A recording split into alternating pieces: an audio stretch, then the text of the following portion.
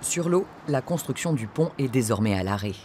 Le ponton provisoire d'accès au chantier va rester en place, mais sans usage, car le groupe Faya, constructeur de l'ouvrage, rencontre des problèmes pour réaliser les piles du pont.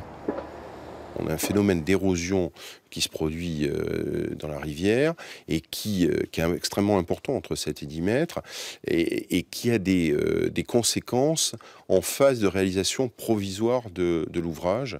Et en fait, on est obligé de protéger cet ouvrage par la pose d'enrochements ou de gabions qui permettent d'assurer la réalisation des piles en toute sécurité.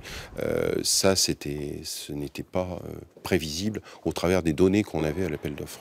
Ces travaux supplémentaires entraîneraient un surcoût de 18 millions sur un marché de 70 millions d'euros. Mais la métropole bordelaise, avec son bureau d'études, ne partage pas l'analyse du groupe Faya.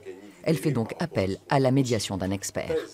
Ou bien l'expert considère que notre bureau d'études, le bureau Aegis, qui nous a permis de présenter ce dossier, de faire cette proposition, a raison et que sa solution constructive est la bonne, ce sera un premier cas de figure, ou bien les objections de Faya seront prises en compte par l'expert et ce sera un autre cas de figure.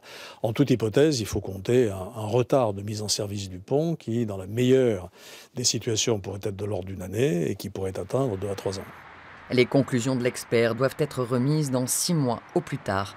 Dans tous les cas, ce retard de construction du pont Simonveil, imaginé par l'architecte hollandais Rem Koolhaas, remet en cause le plan de mobilité de la métropole.